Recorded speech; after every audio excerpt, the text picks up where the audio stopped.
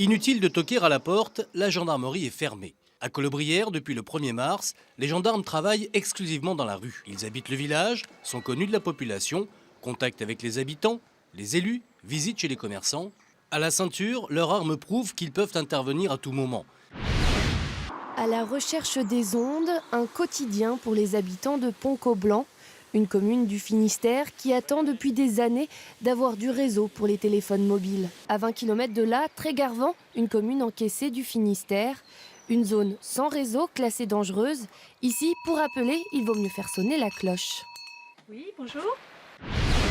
Je leur ai expliqué ce qu'on faisait quand on faisait une caricature, donc exagérer les traits, donner une expression. Et voilà le résultat, Emmanuel Macron, François Fillon ou encore Manuel Valls en ont pris pour leur grade. C'est par le prisme de la caricature qu'Arthur Langermann a voulu retracer l'histoire de l'antisémitisme en Europe, son histoire, qui démarre bien avant le nazisme en 1886, avec la sortie d'un livre signé Édouard Drummond, qui prône alors un antisémitisme non seulement affirmé, mais virulent. Et les nazis ont repris en quelque sorte, se sont basés sur tout ce qu'il avait écrit pour en faire leur théorie. Ça commence par un petit graffiti et ça finit en fresque longue de 100 mètres. Les artistes en herbe sont des jeunes du quartier de la Nacre. Aidés par des graffeurs professionnels, ils retransmettent en peinture l'histoire et l'abolition de l'esclavage. Là, vous diffusez légèrement avec la peinture. Voilà. Tiens, à toi.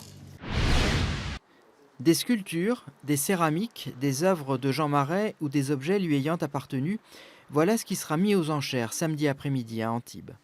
Autant de traces, autant de souvenirs de ces années passées à Valoris, là où il vécut peut-être les plus belles années de sa vie. Un petit train s'en va dans la campagne, un petit train s'en va de bon matin. On le voit filer vers la montagne, plein d'entrain. Il n'a que 7 ans lorsque son père lui achète son premier petit train. Aujourd'hui, Michel Lacour en possède plus d'une quarantaine. Une bouteille, de la peinture, on appelle ça le beer painting. Utiliser des bouteilles de bière à la place des pinceaux, Alexandre et Nicolas sont des pros en la matière. Ça fait comme des pixels au final, tous ces ronds. Et il y a vraiment un résultat impressionnant réalisé avec cet objet.